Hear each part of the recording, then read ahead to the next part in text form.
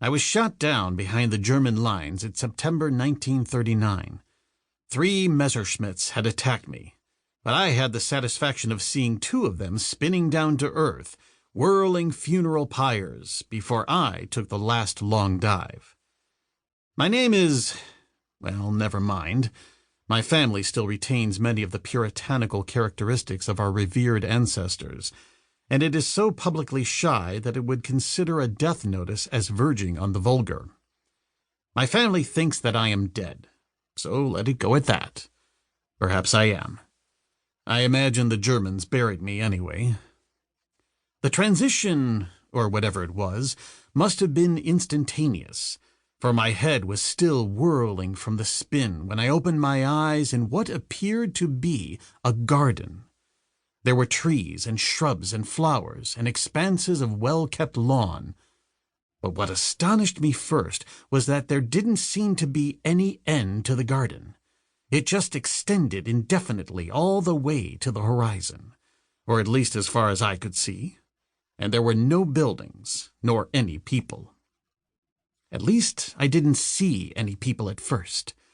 I was mighty glad of that because I didn't have on any clothes. I thought I must be dead. I knew I must after what I had been through.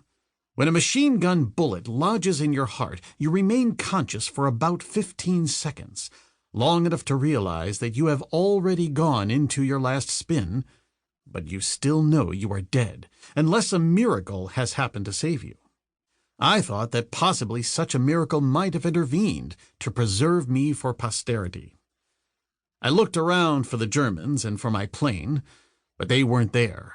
Then, for the first time, I noticed the trees and shrubs and flowers in more detail, and I realized that I had never seen anything like them. They were not astoundingly different from those with which I had been familiar, but they were of species I had never seen nor noticed. It then occurred to me that I had fallen into a German botanical garden. It also occurred to me that it might be a good plan to ascertain if I were badly injured. I tried to stand, and I succeeded, and I was just congratulating myself on having escaped so miraculously when I heard a feminine scream.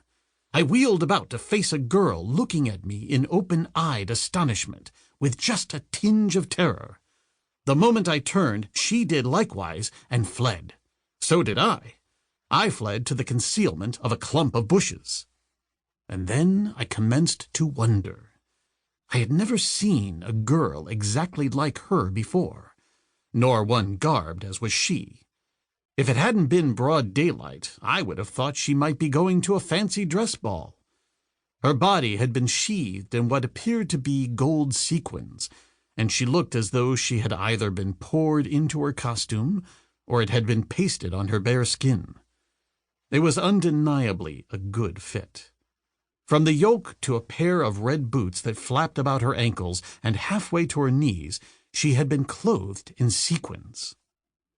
Her skin was the whitest I had ever seen on any human being, while her hair was an indescribable copper-colored Titian. I hadn't had a really good look at her features, and I really couldn't say that she was beautiful, but just the glimpse that I had assured me that she was no Gorgon. After I had concealed myself in the shrubbery, I looked to see what had become of the girl, but she was nowhere to be seen. What had become of her?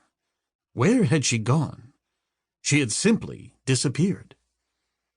All about this vast garden were mounds of earth upon which trees and shrubbery grew.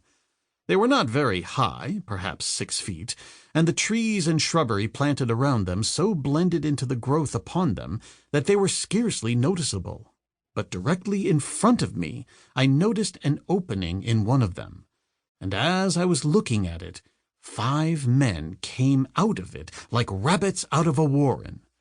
They were all dressed alike, in red sequins with black boots, and on their heads were large metal helmets beneath which I could see locks of yellow hair. Their skin was very white too, like the girls. They wore swords and were carrying enormous pistols, not quite as large as Tommy guns, but nonetheless formidable looking.